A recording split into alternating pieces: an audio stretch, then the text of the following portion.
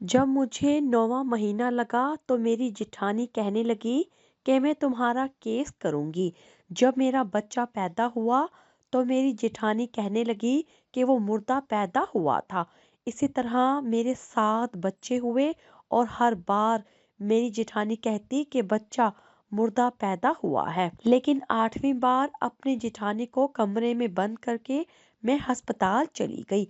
जब ऑपरेशन के बाद होश आया, नर्स मेरा बच्चा लेकर आई तो उसे देखकर मेरे पैरों तले जमीन निकल गई, क्योंकि वो तो मेरी जेठानी। आज सुबह से ही मेरी तबीयत खराब थी। मेरे पेट में मेरा 8वां बच्चा था, लेकिन मैं ऐसी बदकिस्मत थी जिसने आज तक अपनी औलाद की सूरत तक ना देखी थी। मैं माँ बन के भी बे औलाद थी। मैं चाहती थी कम अज कम एक बार मैं अपने बच्चे को देख तो सकूं, उसे गोद में उठा के महसूस करूं। लेकिन मेरी किस्मत में ये सब ना था। शायद अब की बार मैंने फैसला कर लिया था, मुझे अपने बच्चे को देखना था।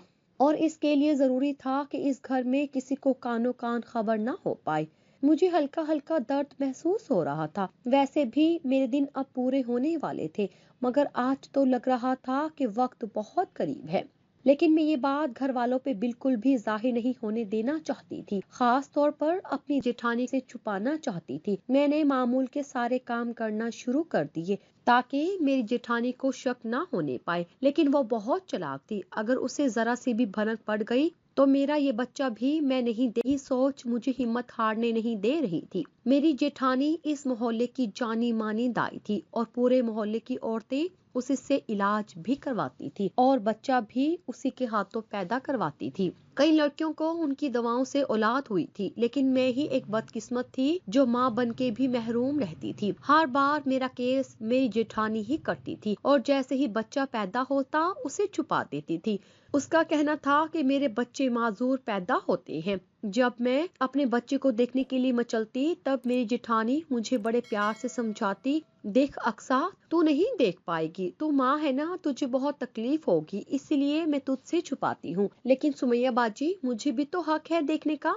मैं सिसकती रही, मगर मेरी जेठानी सख्ती से मना कर देती। तेरे बच्चे चंद सांसें लेकर ही इस दुनिया से चले जाते हैं। जिंदा होते तो मैं तुझे दिखाती, जब वो जी ही नहीं पाते तो क्यों तुझे दिखा के तकलीफ दूं। देखना, एक दिन तुझे बिल्कुल सेहतमंद बच्चा होगा, मुझे यकीन है। वो मुझे दिलासे देती और प्यार से समझाती और मैं अपनी तड़प को अंदर ही अंदर दबा देती। इसी तरह रोज शब गुजरते रहे और हर बार मुझे वही जवाब सुनने को मिलता। लेकिन अब मुझे अपनी जेठानी पर शक रहने लगा था। आखिर वो मुझे देखने तो दे सकती थी। मेरा शौहर दूसरे शहर में मेहनत मजदूरी के लिए जाता था और इत्तेफाक से वो मेरे किसी भी बच्चे की विलादत पे घर पे नहीं होता था। वो भी मेरी तरह अपने बच्चों को देखने को तड़पता रहता। लेकिन अब की बार मैं ऐसा नहीं होने दूंगी। दर्द अब काफी बढ़ने लगा था। मेरी जेठानी मुझे कुछ अजीब नजरों से देख रही थी, क्योंकि तकलीफ के मारे मेरे माथे पर पसीना आए जा रहा था। क्या हुआ अक्सा, तुझे दर्द है क्या? मेरा दिल जोर से धड़कने लगा। नहीं तो सुमैया बाजी, अभी तो काफी दिन रहते हैं। मैंने जल्दी से बात बदल दी और मैं उसके साथ काम में हाथ बटाने लगी। वो मुझे मुस्कुराकर देखने लगी। अगर तकलीफ है तो मुझे रात को जगा देना, मेरी तबीयत का ख्याल ना करना। वो दूध पीने लगी। वो साथ साथ काम भी करने लगी। कुछ दिनों से मेरी जिठानी की तबीयत कुछ खराब रहने लगी थी। हाँ बाजी, तुझे नहीं बताऊंगी तो और किसे कहूंगी। मेरी शादी को 10 साल होने वाले थे, लेकिन मैंने इन 10 सालों में अपनी औलाद की शक्ल नहीं देखी थी। मैंने अपनी जिठानी से कहा और अपने कमरे की तरफ जाने लगी।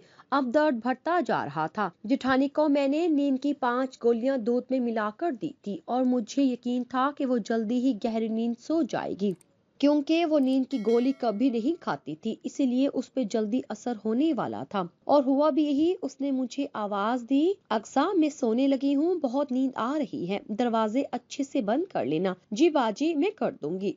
मैंने जल्दी से एक पुराना सा बच्चा बैग संदूक से निकाला, जो पहले बच्चे के वक्त अरबाज कराची से लाया था, और आज तक उसमें वो कपड़े भी पड़े हुए थे जो अरबाज बड़े चाह से लाया था, मगर आज तक किसी बच्चे को वो नसीब ना हो। मैं जानती थी कि क्या होने वाला है, मगर मैं एक बार अपने बच्चे को अपनी आंखों से देखना चाहती थी। अगर ये बच्चा भी वैसा ही निकलता तो अब मुझ में इतनी सकत नहीं थी कि हर दफा 9 माह तक तकलीफ झेलूं। मैं सामान उठाकर निकली। रात के 11 बजने वाले थे। मेरी जेठानी सो चुकी थी। दरवाजे को बाहर से ताला लगाकर मैं आहिस्तगी से चलती हुई गली के नुक्कड़ तक पहुंची ताकि रिक्शा कर लूं। मैंने बुर्का पहना हुआ था, लिहाजा कोई पहचान नहीं सकता था। जल्द ही मुझे रिक्शा मिल गया और मैंने हॉस्पिटल चलने का कहा। तकलीफ और घबराहट से मुझे चक्कर आ रहे थे। करीबी सरकारी हॉस्पिटल में मुफ्त में बच्चे की विलादत करवाते थे और दवाएं भी मुफ्त देते थे, लेकिन फिर भी मैं कुछ पैसे जो मेरे पास थे लाई थी। अस्पताल पहुंचते ही नर्स ने जब मुझे देखा तो जल्दी से डॉक्टर को फोन किया। कुछ ही देर में लेडी डॉक्टर आ चुकी थी और मुझे लेबर रूम में ले जाया गया। मुझे बहुत तकलीफ का सामना करना पड़ा था और इसलिए मुझे नशे का इंजेक्शन लगा दिया गया था। लेकिन जैसे ही मैं होश में आई तो मैंने अपने बच्चे का पूछा, सिस्टर मेरा बच्चा। डॉक्टर तो केस करवा के शायद जा चुकी थी, मगर नर्स मेरे साथ खड़ी थी। मेरे ड्रिप में वो कोई इंजेक्शन डाल रही थी। हाँ अक्सा, परेशान ना हो, आया तुम्हारा बच्चा ले आएगी। अभी उसको बच्चों वाले डॉक्टर से चेकअप करवाने के लिए ले गए हैं। नर्स मुझे तसल्ली देती हुई बोली। मैं खौफ के मारे कुछ पूछ भी ना सकी कि बेटा था या बेटी और वो कैसा था। मेरा दिल बहुत घबरा रहा था। आंखें बंद किए मैं अपने रब को पुकारने लगी। कुछ ही देर में एक औरत जो शायद आया थी कमरे में आई और बच्चा नर्स को थमा के चली गई। नर्स ने बच्चे को मेरे करीब लिटाया और जाने लगी। मैंने जैसे ही डरते डरते बच्चे को देखा तो मेरे औसान खता होने लगे। मैंने बच्चे को अच्छे से टटोल कर देख लिया। मेरी घबराहट अब और भी बढ़ने लगी थी। सिस्टर, मैंने जल्दी से नर्स को पुकारा तो वो पलटी। ये किसका बच्चा है? मैंने डरते हुए पूछा। तब नर्स मुझे अजीब सी नजरों से देखते हुए करीब आई। तुम इतनी घबराई हुई क्यों हो? ये तुम्हारा ही बच्चा है और देखो ऐसा हो जाता है अक्सर खवातीन को। तुम ज्यादा सोचो मत वरना दिमाग पे असर पड़ेगा। वैसे भी तुम बहुत कमजोर हो गई हो। मैं बस नर्स को देखे जा रही थी। अचानक मेरा सर जोर से घूमने लगा। मैं गिरने वाली थी कि नर्स ने मुझे थाम लिया और डॉक्टर को आवाजें देने लगी। मैं एक इंतहाई गरीब घराने से ताल्लुक रखती थी। माँ तो कब की इस दुनिया से जा चुकी थी। ले देकर एक बाप ही था, मगर वो मुझे बस एक नौकरानी से ज्यादा कुछ ना समझता था। उसके लिए मेरी इतनी ही हैसियत थी कि मैं उसके सारे काम काज किया करती थी। कपड़े, खाना, नाश्ता सब उसे वक्त पे मिल जाया करता था। वो काम के बिना मुझे मुखातिब भी नहीं करता था, लेकिन मैं खुश थी। मुझे घर में आजादी थी। अब्बा सुबह को काम पे जाता तो रात को देर से वापस आया करता था। जब तक सलमा भाभी से पढ़ लिया करती थी। वो मेरा बहुत ख्याल रखती थी। उसकी कोई औलाद ना थी, इसलिए वो मोहल्ले के बच्चों को पढ़ा दिया करती थी और उन्हीं को अपनी औलाद समझती। सिर्फ मैं ही थी जो 15 साल की उम्र में उसे कायदा पढ़ती थी। अब्बा को इल्म भी ना हो सका कि मैं पढ़ने जाती हूँ, वरना वो शायद मुझे ताला लगा के जाता। 2 साल में मुझे उर्दू पढ़ना आ गया था और अब मैं कहानियों की किताबें घर लाया करती थी भाभी से लेकर। एक दिन सलमा भाभी मेरे घर आई और अब्बा से बात की। कहने लगी, चाचा मेरे रिश्ते की बहन है जो अपने देवर के लिए लड़की देख रही है और मैंने उन्हें अक्सा के बारे में बताया है। अगर आप मुनासिब समझे तो मैं उनको बुला लूं। भाभी अब्बा से बात करते वक्त बहुत घबराई हुई सी थी। लेकिन बेटी, मेरे पास जहेज वगैरह देने के लिए कुछ नहीं है। अगर 3 कपड़ों में ले जा सकते हैं तो मेरी तरफ से हाँ है।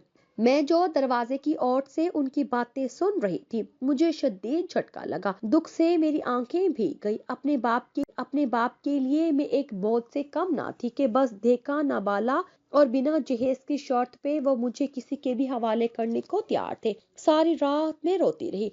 काश अब्बा एक बार कहता कि पहले मैं लड़का देखूंगा फिर हाँ कहूंगा। लेकिन यहाँ तो किसी को मेरी जरूरत कहाँ थी। चंद दिन बाद ही अरबाज की बड़ी भाभी आई थी और बात पक्की करके चली गई। 1 माह बाद निकाह की तारीख रखी गई थी। मेरे सास ससुर इस दुनिया में नहीं थे। 1 माह बाद निकाह की तारीख रखी गई थी। जहाँ अब्बा ने जहेज देने से मना किया था, वहाँ लड़के वालों ने भी कोई एहतमाम ना किया था। बस यही काफी था कि लाल जोड़ा और कांच की चूड़ियां लाई गई थी बरी में और यूं मैं अरबाज की दुल्हन बनकर उस घर में आ गई।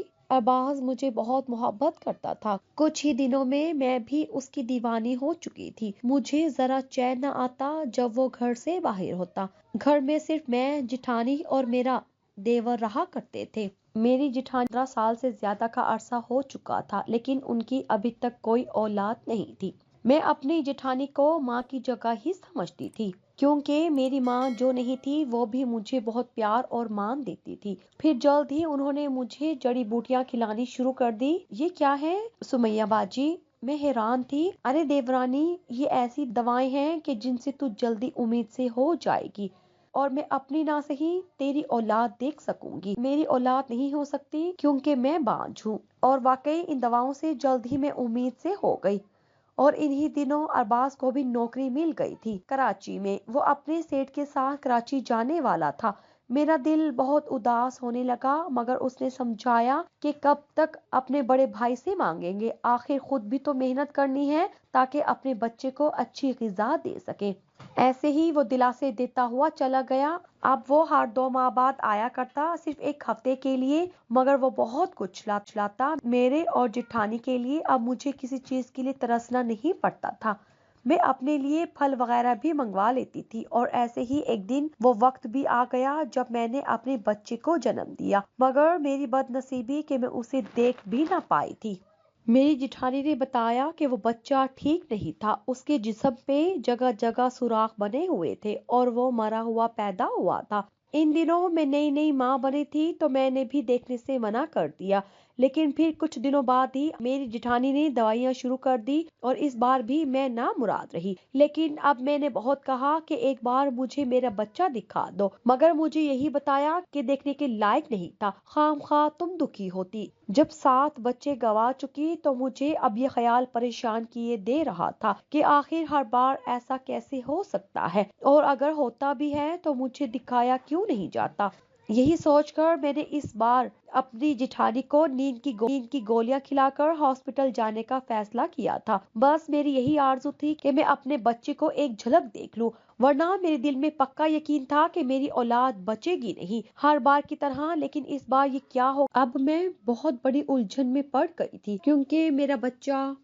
मैं चोरी छुपे अपना बच्चा लेकर अस्पताल से निकली। मुझे 2 दिन हो चुके थे यहाँ, और किसी को इल्म ना था कि मैं कहाँ थी। जेठानी को तो मैं ताला लगा कर आई थी, जरूर किसी न किसी ने खोल दिया होगा, मगर मैं कैसे जाऊँ अब घर। इन्हीं सोचों में गुम थी कि मुझे एक औरत की रोने की आवाज सुनाई दी। वो रो रो कर फोन पर किसी से कुछ कहती जा रही थी। लेकिन जैसे ही मैं उसकी बातों का मतलब समझी तो मेरे पैरों तले से जमीन निकल गई। मैंने जो सुना था वो मेरे होश उड़ाने को काफी था। मैं सोचने लगी कि अब मैं कहाँ जाऊँ। मेरे पास और कोई रास्ता ना था। मैं अपने अब्बा के घर नहीं जाना चाहती थी।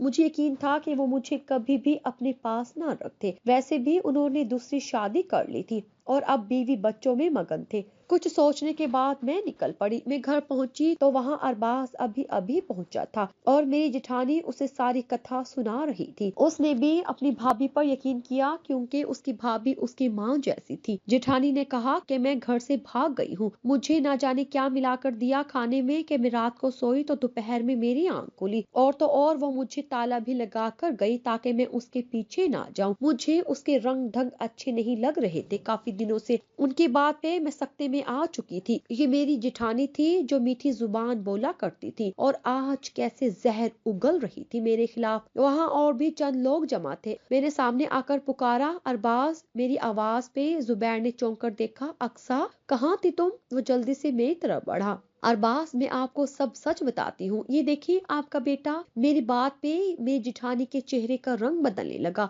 अरबाज हैरत और खुशी के मिले जुले तासुरात के साथ बच्चे को गोद लेकर चूमने लगा। ये तो मौजज़ा हो गया अक्सा, हमारा बच्चा सही सलामत है। वो खुशी से लेकिन मेरे तन बदन में आग लगी हुई थी। अरबाज, ये मौजज़ा तो पहले बच्चे में ही हो गया होता, अगर तुम्हारी माँ जैसी भाभी हमारी औलाद को अपनी लालच की भेंट न चढ़ाती। मैंने तपे हुए लहजे में कहा।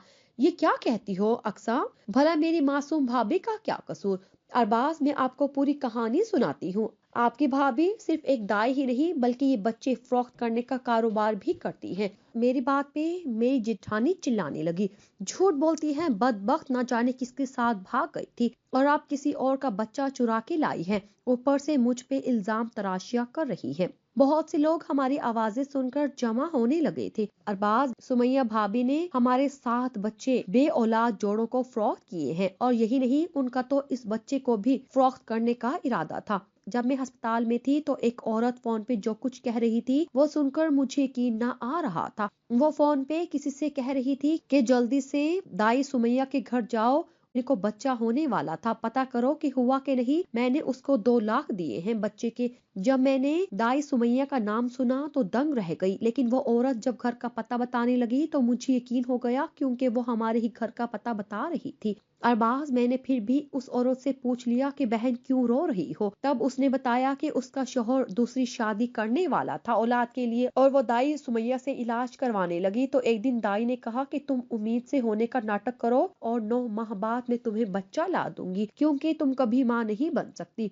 उसकी बात सुनकर मैंने उसकी बात मान ली और उसको पैसे भी एडवांस में दे दिए। लेकिन कल मेरी सास आ रही है, अगर वो मुझे देखेगी तो उसे मालूम हो जाएगा कि मैं हामला नहीं हूँ, इसलिए मैं पहले ही अस्पताल आ गई हूँ तबीयत की खराबी का बहाना करके, ताकि दाई सुमैया अपनी देवरानी को यहाँ ले आए और ऑपरेशन से ही बच्चा पैदा करवाए, और मुझे आज ही बच्चा चाहिए। तब सारा माजरा मुझे समझ में आ गया। ये बच्चे को फ्रॉक करती थी, तब भी झूठ बोलकर मेरा मुंह बंद कर देती थी। पहले तो मैंने सोचा कि मैं पुलिस में रिपोर्ट करवाऊं, लेकिन फिर भी मुझे हया आ गई अरबाज कि ये आपकी माँ की जगह है, मगर मैं भी तो एक माँ हूँ। मेरे 7 बच्चे मुझसे जुदा किए, पूछिए इससे। मैं आप पे से बाहर हो चुकी थी, अब मुझे कुछ शर्म लिहाज ना आया था कि वो मेरी जेठानी है। अरबाज बुत बना अपनी भाभी को देखे जा रहा था, जबकि जेठानी शर्म से सर झुकाए हुए खड़ी थी। बोल भाभी, क्या ये सच कह रही है? तूने मेरी औलाद को बेचा है? जेठानी अचानक से जमीन पे बैठ गई। उसके चेहरे पे एक रंग आ रहा था, एक जा रहा था।